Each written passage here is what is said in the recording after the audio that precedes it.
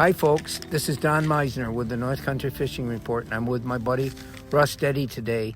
And Rust, I want to ask you something. I know you have some things that you wanted to talk about with all our listeners on the radio, but one of the things that I thought you could shed some light on is I know that you're not just a fisherman. You just love the outdoors, and when you're not going fishing, you've called me week after week and said you were headed up to one of the famous trails in the Adirondacks.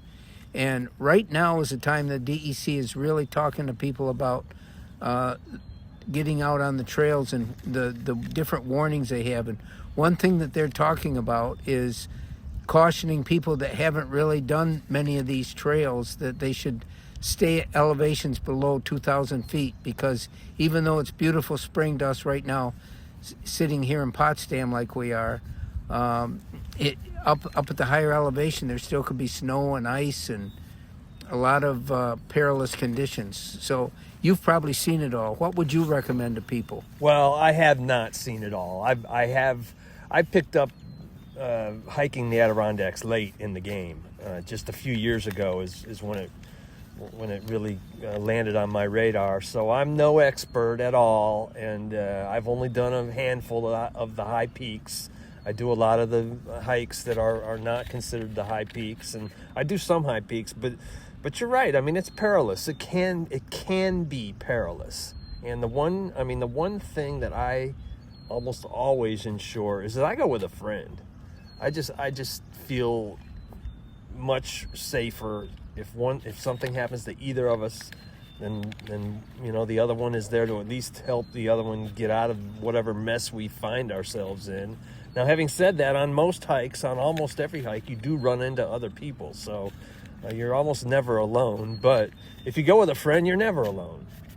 And you do have to just be careful. And but things can happen. Again, going with a friend is my best solution for being safe.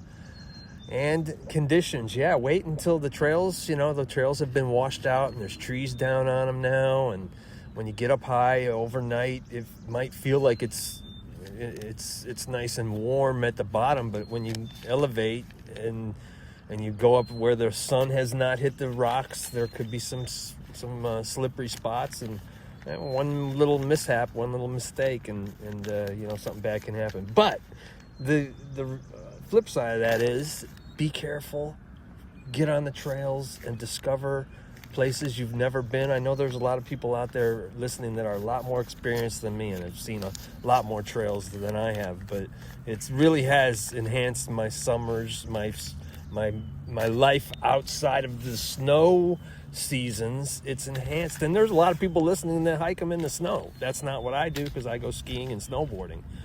But anyway, that's a long-winded answer. Here's what I was wanting to get at, is people that have never hiked trails before, they think, okay, we can do that. But it really, a lot of these trails, they break down. It's not just smooth walking. There's lots of loose boulders and things, or you might have to cross little canyons or creeks or whatever. And a lot of people, they get injured because they're not really prepared physically for what is entailed in doing some of these trails.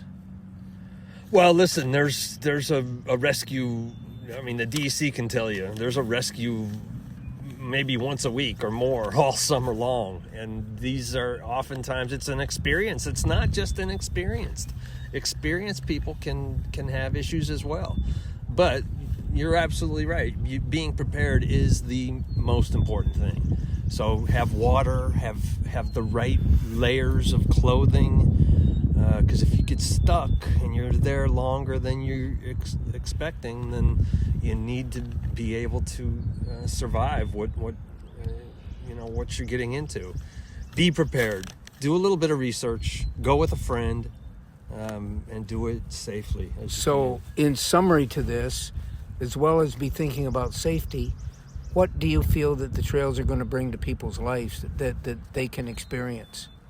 Well, there aren't words to describe it. I mean, if you're on the fence, don't let the discussion of safety keep you from doing it. It's extraordinary. I mean, the exhausting thrill of walking, hiking up the trails, and these trails are amazing. They go straight up the mountains. I hiked out in the West a lot, and I did switchbacks in Colorado and out west, and there aren't very many switchbacks. These trails here, they just point up the mountain and up they go.